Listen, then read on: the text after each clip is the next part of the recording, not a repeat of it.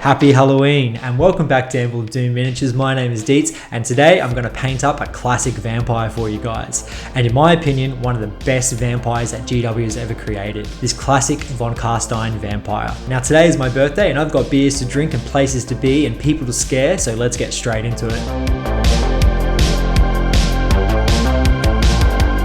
So I've given this spooky boy a black undercoat and today I'm going to try something a little different with the skin tone. We all know the coolest vampire around is Count Von Count from Sesame Street, so today I'm going to pay tribute to him by giving this vampire some purple skin. I mixed half Genestealer purple with pallid witch flesh and applied this as an undercoat all over the face and the hands. Then I watered down some Magos purple and applied that all over the skin, making sure it pulled in all the recesses because I want that strong purple contrast. I'm going to complete the face straight up because I like to get the hard parts out of the way first and it just gives me some inspiration for the rest of the model. For the highlights, I use half Genestealer purple and half pallid witch flesh to the main larger raised areas on the face, and this vampire has plenty of strong features, so I do have a lot of places to apply this to. I then mix in some more pallid witch flesh to the mix and go over a smaller area, and then last up I use a pure pallid witch flesh highlight, just dotting that on the nose, the tips of the eyebrows, the chin and the hands.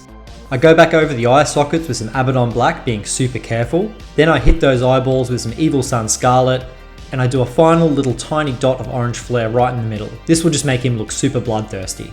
Now it's time to get some colour on those fangs, and I just go over some Xandru dust to each tooth. Then I apply some bone white over about 3/4 of the fangs. And then to finish up, I use a tiny dot of pure white just to the tips of the teeth. I use a Stonewall Grey and Abaddon Black mix for my first highlights to the hair.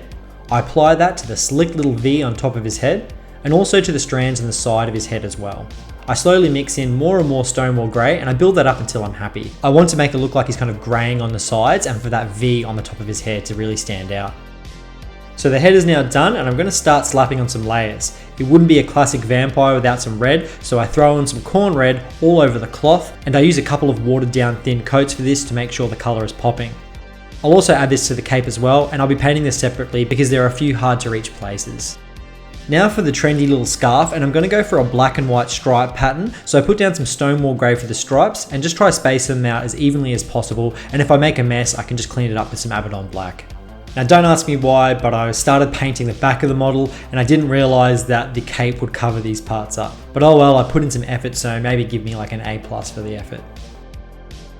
Time to put some true metallic metals down and I apply some gunmetal all over the chainmail and the sword. And as this is a vampire, I want him to have predominantly gold armour, so I put down some Gehenna's gold to the chest plate, the fancy little cloak buckles, the sword, the braces and the gold plating. I'm going to slap on the washes as I find they help to darken up those recesses between each colour and that kind of improves the readability. I put down some Flesh Tearers red all over the corn red, and today I'm not going to use Nuln Oil. I want to try something different, so I mix up some water and black and apply this all over the gunmetal. I found there wasn't much difference to Nuln Oil and this worked pretty well and I was happy with it. Guilliman Flesh Wash was then applied to all of the gold and I mixed in a little water to this because Guilliman Flesh can be a little potent if you use it straight out of the pot. Time for some layers, and I'm going to try pump up the saturation because I feel like it's looking a little bit drab. I'll start in the larger areas first using my favourite red recipe. I use a mix of 50/50 Evil Sun Scarlet and Corn Red for my initial highlight. I go over each fold of his robes neatly and carefully and I make sure these brush strokes are semi-thick and I try to avoid getting any in the recesses. I then use Evil Suns and go back over to increase the vibrance of the red.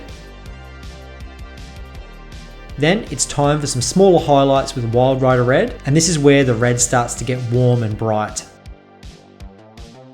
Last up, I use a spot highlight of 2 thin coats orange flare to the corners of the robes.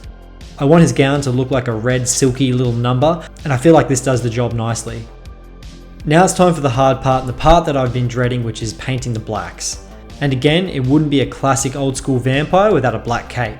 I recently painted up a Legion of the Damned Space Marine and learnt a lot about painting black, so I'll be using the same techniques here. I mix up 1 part Dark Reaper to 1 part Abaddon Black and use that as a glaze to wherever I think light would be hitting the model. And I put this down to give the black some initial volume. I then use a glaze of Dark Reaper to the same area but cover less. I make sure when my brush leaves the model, this is where I want the most colour. Next, it's time for a semi-glaze of Thunderhawk Blue, and I use this as a kind of thick edge highlight. And to finish up, I then use Rust Grey as a final edge highlight and apply this all over. This tied it together nicely and it makes the black look a bit cold, which I like as well. It's time to paint the trendy striped scarf, and I use the same colours for the black cape to highlight the black stripes, and I use a mix of white and Stonewall Grey to highlight the white stripes. I just worked that up to a pure white highlight. At this point I decided enough was enough and it was time to glue that cape on because I was wasting so much time painting the back of the model that wouldn't even be seen. So now it's time for some gold highlights, and I went over with Gehenna's gold to large areas, and then I did a smaller highlight with some polished gold to all the edges and raised areas on the armour.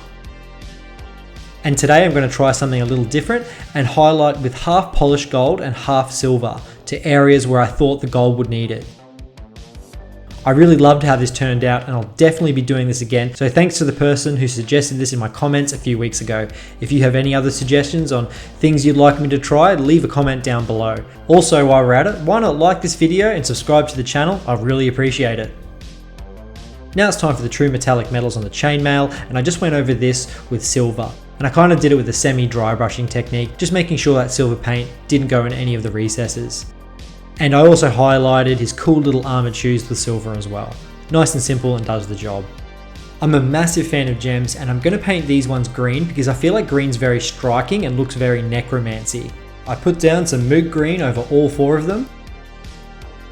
Then I apply watered down black to the top right.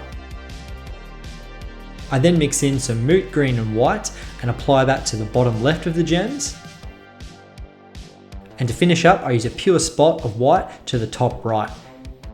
Now I've been painting for a while, it's looking pretty good, but I feel like the cape's missing something. There's all this space, but with nothing on it, no detail. So what I'm going to do is I'm going to do a little bit of a freehand, and I saw this image on an old codex of this Von Carstein with stripes on the cape, so I'm going to attempt to do that.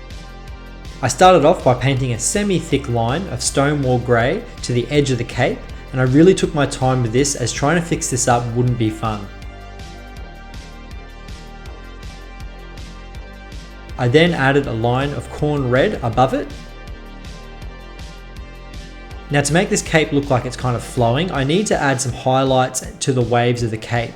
And I did this by adding a mix of Stonewall Grey and white to the flowing and raised areas of the cape. After I was happy with that, I then glazed on some pure white to the most raised areas. Next, I started adding the stripes super carefully with Abaddon Black.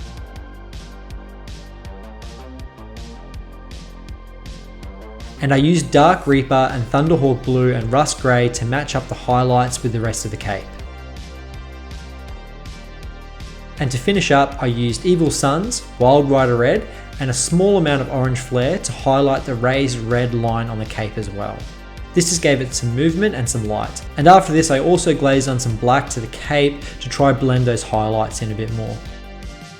And now the cape is done, all that's left is the sword, and to finish up I just glazed Gryph-Charger Grey contrast paint on one side of the blade. I apply a few coats of this, making sure each layer is dry before adding another one. And after I was happy with the amount of Gryph-Charger Grey on there, I started glazing on some pure silver to the ends of the blade, just to give it some shine. And to finish up, I just mix up some silver and white and just do a little bit of an edge highlight on the blade. This was very tricky. I hated it. I'm not that good at this. I think I need a bit of practice. And that's pretty much it. One spooky vampire done in time for Halloween. I did want to enter this in the Midwinter Mini Spooktober competition, but I was too slow and a little bit late, so oh well. But anyway, here is my classic Von Carstein vampire.